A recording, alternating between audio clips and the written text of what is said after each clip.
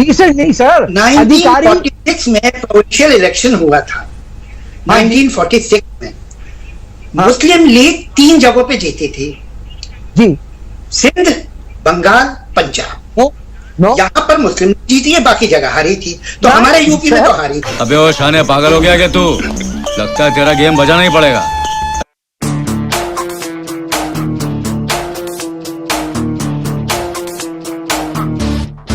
1940 के चुनाव में जिन्ना की मुस्लिम लीग ने नारा दिया, लड़के लेंगे पाकिस्तान, मर के लेंगे पाकिस्तान।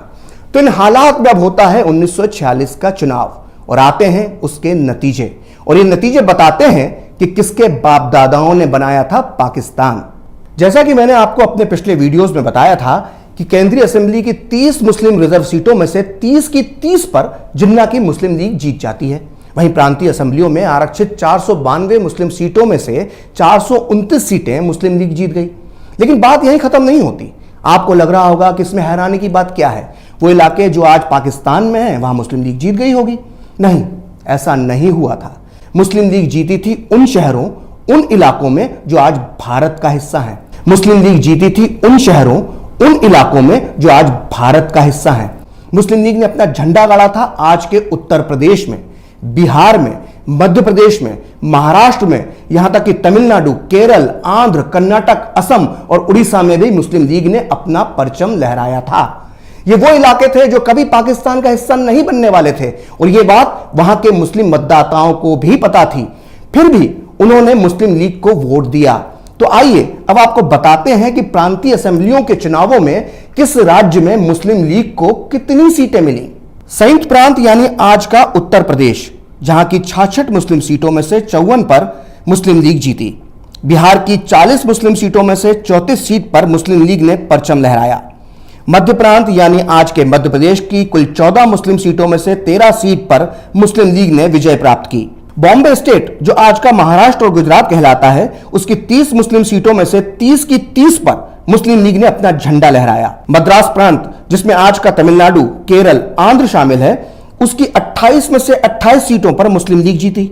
वहीं असम की 34 मुस्लिम सीटों में से 31, पंजाब प्रांत की 86 मुस्लिम सीटों में से 74, बंगाल की 119 मुस्लिम सीटों में से 113 और उड़ीसा की 4 मुस्लिम सीटों में से 4 पर मुस्लिम लीग चुनाव जीती।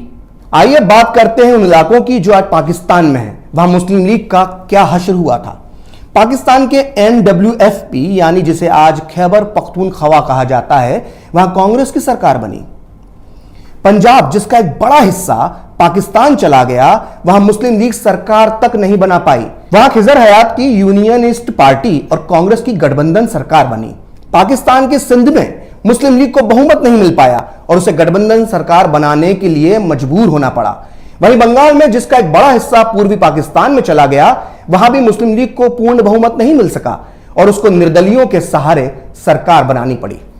तो यह साफ हो गया कि 1945-46 के चुनावों में पाकिस्तानी इलाकों में मुस्लिम लीग को उतनी कामयाबी नहीं मिली जितनी हिंदुस्तानी हिस्सों में मिली थी। आपको जानकर आश्चर्य होगा कि खुद मुस्लिम लीग के नेता और पाकिस्तान के जनक मोहम्मद अली जिन्ना इन चुनावों में कराची, लाहौर, पेशावर या रावलपिंडी से नहीं बल्कि मुंबई की बायकुला सीट से चुनाव लड़े थे और भारी मतों से जीते थे। आज भी इस बायकुला और उसके आसपास के इलाकों में भारी तादाद में मुसलमान रहते हैं जिनके पुरखों ने कभी जिन्ना को वोट दिया था। यानी 1946 में मुस्लिम लीग को वोट देने वाले 1947 में पाकिस्तान नहीं गए। यानी 1946 में मुस्लिम लीग को वोट देने वाले 1947 में पाकिस्तान नहीं गए। तो आइए अब देखते हैं कि इन भारतीय इलाकों के कितने फीसदी मुसलमानों ने पाकिस्तान की मांग करने वाली जिन्ना की मुस्लिम लीग को वोट दिया। ये आंकड़े बहुत चौंकाने वाले हैं, इन्हें ध्यान से देखिएगा। 1946 के चुनावों में मुस्लिम रिजर्व सीटों पर 89.5% मुसलमानों ने मुस्लिम लीग को वोट दिया। वहीं सिर्फ 4.5% मुसलमानों ने ही कांग्रेस को वोट दिया और बाकी 6% मुसलमानों ने अन्य मुस्लिम कट्टरपंथी पार्टियों को वोट दिया। यानी 1946 के चुनाव में करीब 95.5% मुसलमानों ने पाकिस्तान मांगने वालों को वोट दिया और सिर्फ 4.5% वोट दिया कांग्रेस यानी भारत के पक्ष में। तो सोचिए, भारत की आजादी से ठीक पहले सिर्फ 4.5% मुसलमान भारत के साथ खड़े थे और 95.5% मुसलमान पाकिस्तान जिंदाबाद का नारा लगा रहे थे। तो अगली बार कोई आपके सामने कहे कि हमारे बाप दादाओं ने अपनी इच्छा से हिंदुस्तान में रहने का फैसला किया था, तो उसको 1946 का चुनाव आंकड़ों के साथ बताइएगा। उसको मालूम पड़ जाएगा कि किसका कितना खून शामिल है यहां की मिट्टी में और किसके बाप ने मांगा था पाकिस्तान। आज मैंने एफएम हुसैन का गेम बजा डाला। हाँ